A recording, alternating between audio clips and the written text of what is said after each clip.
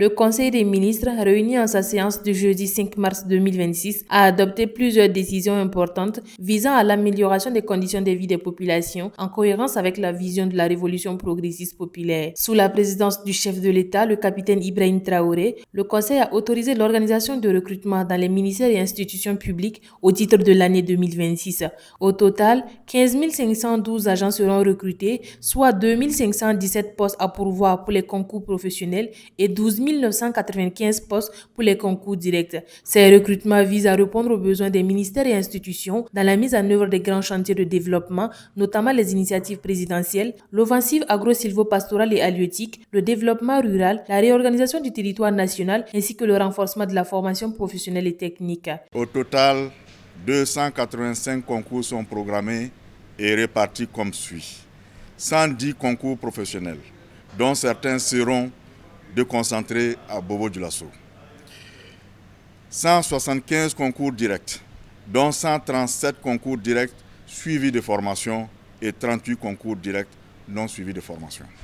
Un quota de 504 postes sera réservé à des cours spécifiques que sont les volontaires pour la défense de la patrie, les agents de santé à base communautaire, les enseignants communautaires de l'enseignement de base et les orphelins et les veuves des FDS tombés. L'incidence financière est estimée à 39 631 747 508 francs CFA pour la masse salariale et 5 42 619 000 pour l'organisation des concours directs et professionnels et 2 240 millions au titre des recettes des concours directs. Et dans l'objectif de permettre le début effectif des formations à la rentrée prochaine, prévu le 1er octobre 2026, les concours se dérouleront du 9 mars au 15 septembre 2026 sur toute l'étendue du territoire national. Au cours de ce Conseil des ministres, le gouvernement a également adopté un décret portant mode de gestion du foncier national. Ce texte constitue une mesure d'application et de réorganisation agraire et foncière RAF adoptée en 2025 par l'Assemblée législative de transition. La loi portant réorganisation agraire et foncière RAF a été adoptée en 2025 par l'Assemblée législative de transition et cette loi a prévu des textes d'application, notamment des décrets sur les structures de gestion du foncier, les outils de gestion et également un décret sur la réglementation du droit de préemption de l'État et également la réglementation des cessions involontaires pour cause d'utilité publique. Il faut dire que ces décrets sont des textes importants qui vont opérationnaliser le nouveau texte qui est la réorganisation agraire et foncière.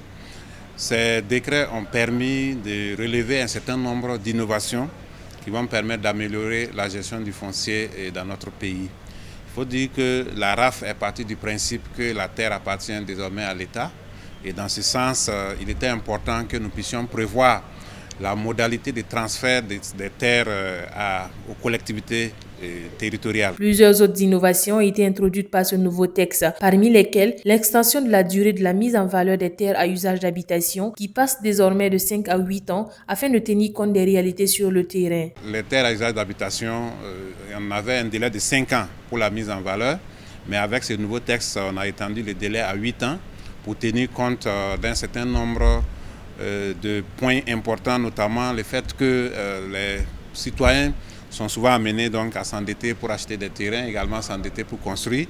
Donc on s'est dit que dans un délai de 5 ans, il n'est pas évident de pouvoir faire la mise en valeur. Un autre élément important, c'est la question du constat de mise en valeur des terres, parce que jusque-là, les agents du cadastre étaient obligés d'aller sur les terrains pour constater la mise en valeur et il fallait le faire en présence du propriétaire des droits fonciers.